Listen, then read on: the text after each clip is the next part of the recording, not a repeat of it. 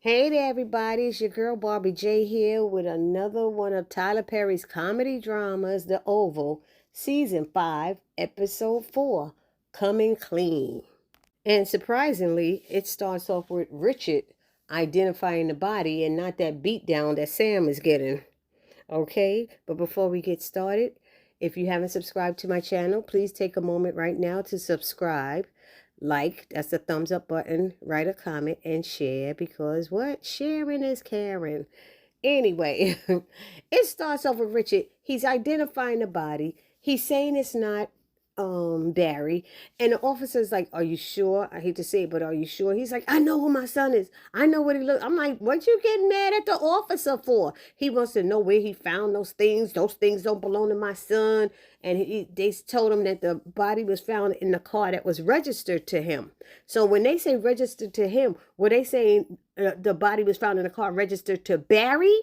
Or those things was found in the car registered to the guy whose body that was. It didn't make sense to me and it wasn't clear. So if anybody understood that one, please put that down in the comment section. So anyway, Richard tells him about the rackadoochies as much as he knows, and because the police officer is like, how can we trying to help him find him? And he's telling him about Virginia and what happened and everything. And so the officer gives him a card. So I'm glad that this actor, who we haven't seen since, I forgot what that last movie was he was in, but he seems to be going to have a recurring role. And Tyler Perry, I got to tell you, is good at bringing back some of those old actors that haven't been working in a while, that he's seen on other shows, and he'll bring them back. I mean, I'll remember when he brought back Cicely Tyson, and Cicely Tyson was a member of my church.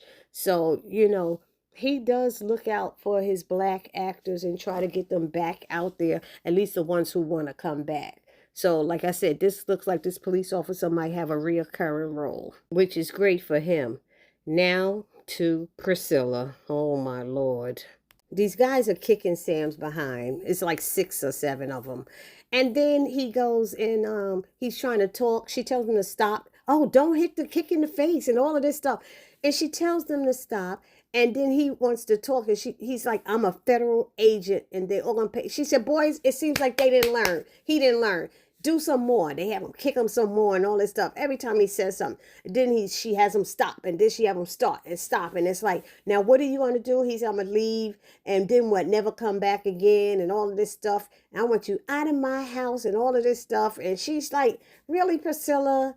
Really?" And she said, "You're gonna stop effing that bitch." And he was like, "I stopped." He only did it one time. It was one time. And she's acting like he's like having an affair with her. And he knows that's not the deal. She knows that's not the deal. But that's how Priscilla's acting. And she wants him to get out. And then gonna tell him he can't take his service weapon. He's a Secret Service person. He needs his gun. Guys, he could have put it in. He could have took it, put it in his holster, and let him leave. She know he needs that for his job. And she's sitting back with her legs crossed. I'm telling y'all, I don't have no mercy for Priscilla if Sam go and burn that damn house down, because the way she's behaving is a bit much. What she's doing to him doesn't fit the crime. I'm sorry, it does not. So, but she gonna find out. It's gonna come back on her. You watch, and she gonna need somebody's help. You watch. God don't like ugly. But the other thing is, she tells him to get his stuff, and she don't let him get no stuff. She throw his jacket at him. That's not his stuff. So he need to, when she goes to work, he should bust in that house and get his stuff. That's what he should do. Get all his stuff and then light the house on fire. That's my thinking. I'm sorry, y'all.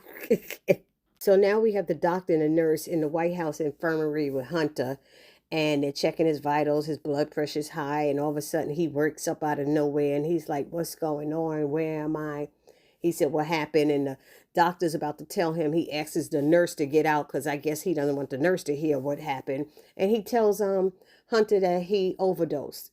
He overdosed. He's like, "What?" He's like, "Oh shit, get this stuff off of me." On get, "No, I don't. I can't." He said, "Well, I gotta get out. I gotta get up because I have a country to run." He said, "Don't worry. It's being taken care of." He said, "What do you mean?" He's like, "The vice president has been sworn in." He's like, "What the F did you just tell me?" He said, "The vice president has been sworn in. I got to get up out of here." He said, "No, no, you can't. You're hooked up to a lot of machines." And the next thing you know, Hunter passed out. because he got lightheaded and passed out, and then the nurse just happened to come back in again, and the doctor told her they got to keep him calm. He'll probably be coming to in a few.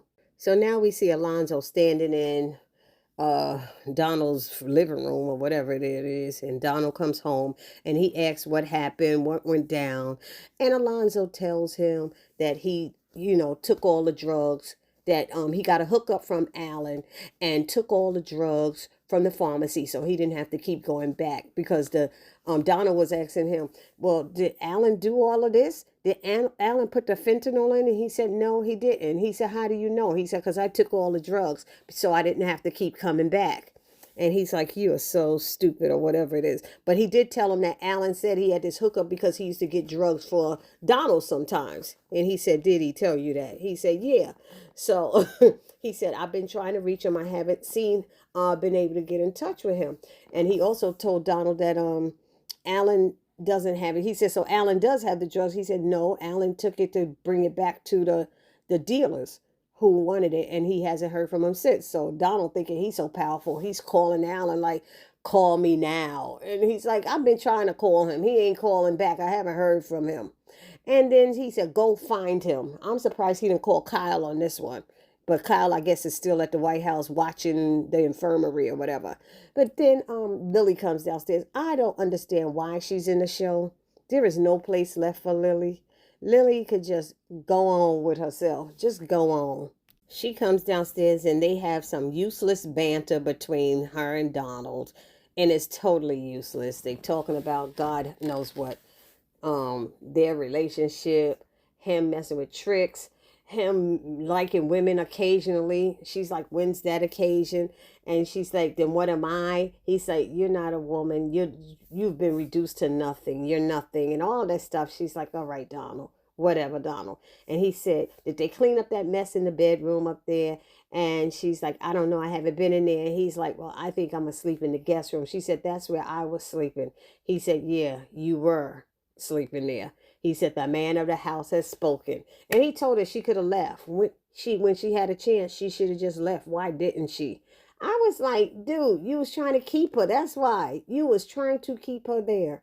So he walked out and left Lily sitting there trying to look sexy. I don't know why. She's getting on my nerves. Anyway. So now we have Alan and this drug dealer. Alan's telling him he got money. Talking about, let's make a deal. I got some money. I could cover it. I could buy it from you. He said, you got $300,000. And he was like, 300,000. He said, well, I could get it. I could get it. The drug dealer's like, they don't want to hear that. I got to do this job. He said, I got to get in the mind. He said, I got to lay down. I got to get in the right mindset to do this killing. So let me just lay down and rest. Alan's like, what? Meanwhile, he going, God.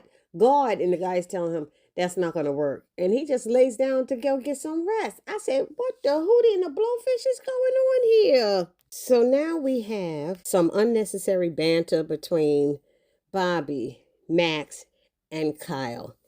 And Bobby is walking with the Eli. I don't know what to call him, the president or vice president, so I'm just going to call him Eli.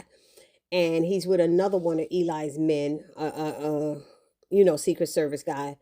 And he tells him, Bobby, okay, you could stay and wait right here. He doesn't mention the other guy's name. He just says Bobby. And he goes up the stairs to the residence. So Bobby's on the channel. He's going, sending a message to Max. And Max is talking back to him. And Kyle is like, are you on a channel that I can't hear?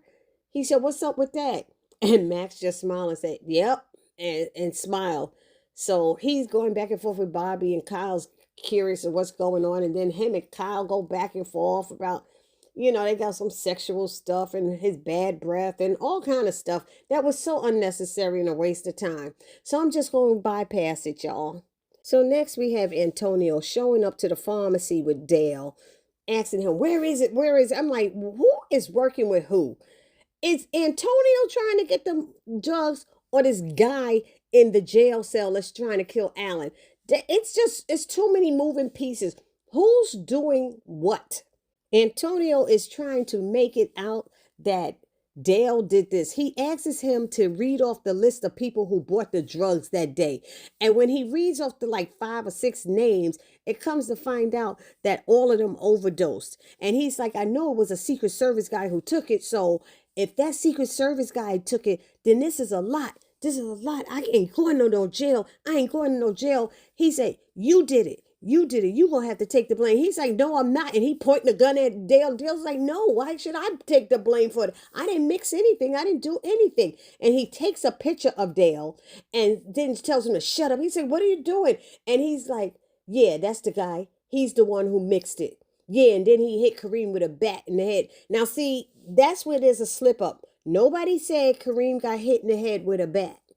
Dale never said it, and I'm sure the nurses and the stuff in the hospital ain't mentioned that either because she didn't know what happened to him. So I have no idea where Antonio gets that from. But now he's telling him, they're coming for you. They're coming from you. I'm sorry, and he ran, talking about he can't go to jail. And poor Dale is standing there. He don't know what to do, and he don't know what just happened here.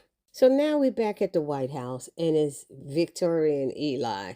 Oh boy, they're having a drink. He's sitting down talking.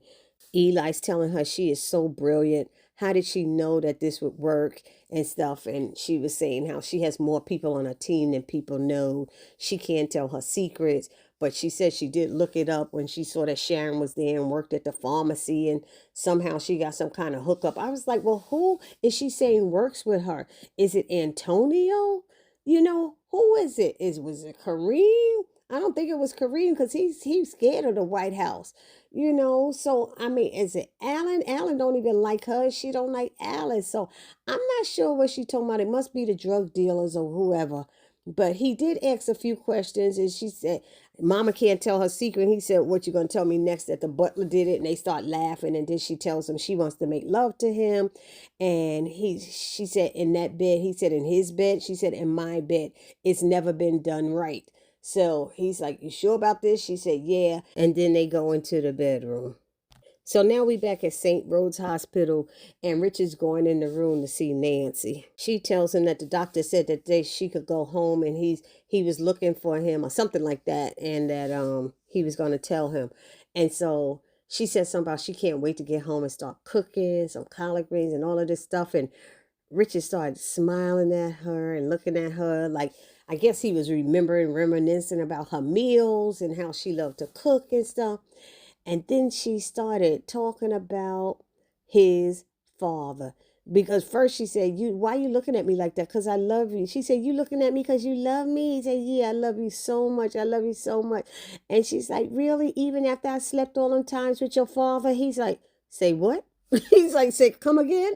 She's like, yeah. After I kept sleeping with your father all the time, she said, I was in love with him, but he broke it off with me because you were coming home and he didn't want to hurt you. I said, what? She was like, I didn't care. I told him, I don't care.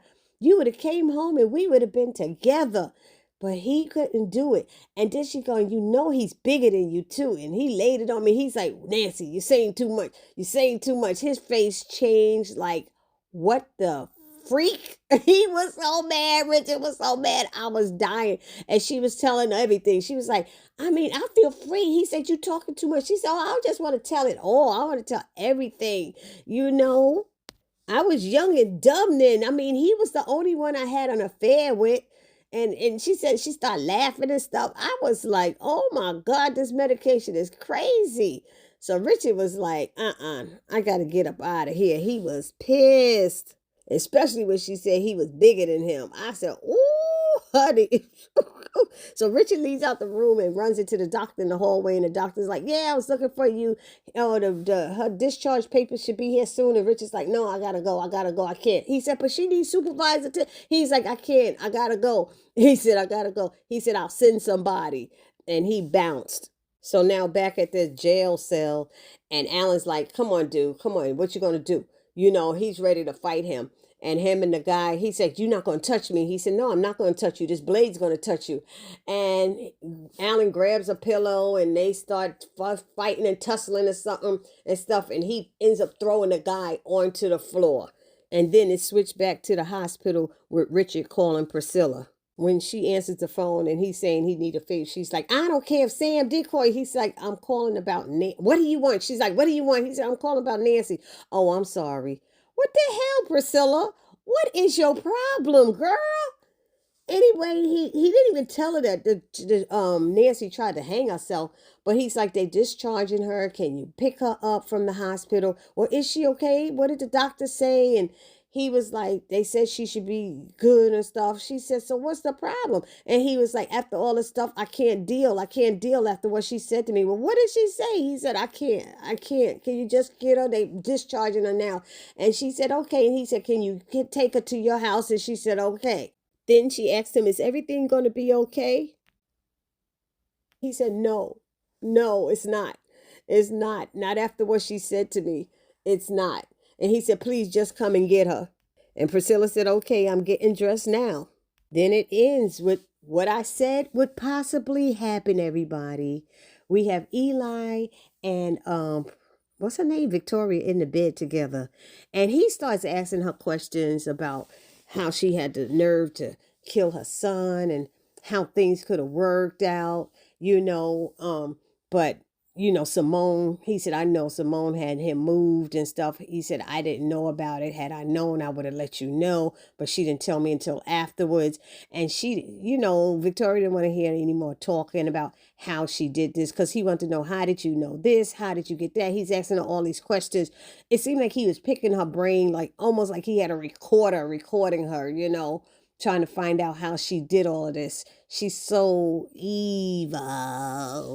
She also said, we waited too long to get rid of these bastards, as she put it. He's like, I know. She said, we got to move quick and move now. And I was like, what is that meaning? And then he said something about Simone is down in a bunker, like, what we going to do about her? And Victoria's like, yeah, let me think of something. She asked him, do you trust me? And he said, yeah, he trusts her. So anyway, she get tired of talking and she wants him to make love to her. And she just climbs on top of him. I'm sitting there going, it don't work that easy, honey. You got to get his ding dong in the hole. You don't just get on top of it and just be massaging. And he's like, and I'm like, wait a minute. Is she supposed to have inserted his penis in her or what? I don't know. I'm sorry, y'all, but it just was too phony. It didn't even look like she tried to do anything. But they call themselves getting it in. And just like I told you, I said somebody's going to walk in. And it was Hunter. I told you I said if Jason was there, it could have been Jason. But I said Hunter gonna wake up and walk in that room. I said it in one of my reviews. I'm telling y'all. And that's just what happened. Thank God Eli was on the bottom. He was able to hide his face or something. I don't know how he gets out of that room. But I think he gets out of that room without Hunter seeing his face. Y'all let me know down in the comment section what y'all thought about this episode, okay? Let me know, honey. Let me know. In the meantime, don't forget to subscribe, like, comment, and share. And your girl, Barbie J, will see you in the next video. Peace.